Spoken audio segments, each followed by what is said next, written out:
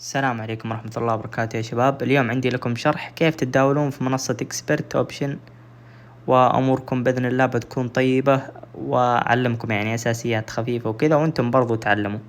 طيب قبل بداية المقطع رابط التطبيق تحت، فاللي ثبت التطبيق عن طريق راح يحصل رصيد اضافي 120%، واموركم تمام باذن الله.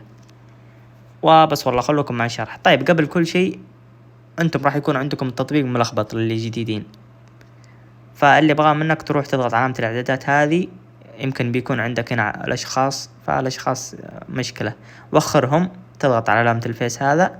طيب اللي أبغاه منك يا طويل العمر تضغط على 3 شخطات هذه، وتضيف هذه المؤشرات. تشوف التمساح ومؤشر القوة النسبية، ضفتها يا سلام عليك.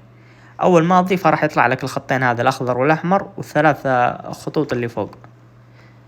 طيب الآن أنا بجرب لكم بالرصيد التجريبي وأوريكم أرباحي ما عليكم كاملة، هل إنه المنصة حقيقية ولا. أبشروا. فالآن زي ما أنتم شايفين الخط اللي لونه بنفسجي كذا طلع فوق، يعني هي صفقة شراء المفروض تكون، بس أنا عشان أصور لكم. فالآن نزل، ما راح أتداول. ننتظر ننتظر ننتظر.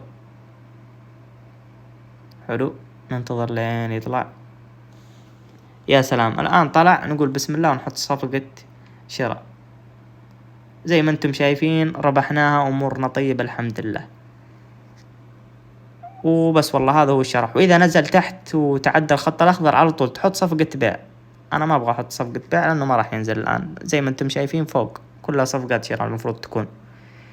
حلو. طيب كيف نسحب الرصيد يا يزن؟ طبعا اكيد ضروري توثقون البرنامج بصورة هويتكم وصرافتكم، تصورون صرافتكم وهويتكم. لا تخافون، ما راح ياخذون منكم ولا شيء، البرنامج موثوق. حلو. طيب زي ما انتم شايفين انا بوريكم ارباحي دقيقة اليوم. نروح الموارد المالية.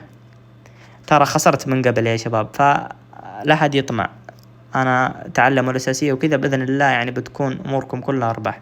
زي ما انتم شايفين انا اليوم قبل يعني تقريبا ساعة ودعت كم 30 دولار، وصلت 35 دولار على طول. سويت لها سحب، ما طمعت، سحبتها عبر الفيزا اللي هي صرافتي الراجحي. وبس والله هذا هو الشرح. ولا تنسون اللايك والاشتراك، ومع السلامة. ورابطي تحت، لا اوصيكم كلكم نزلوها عن طريقي. بالتوفيق.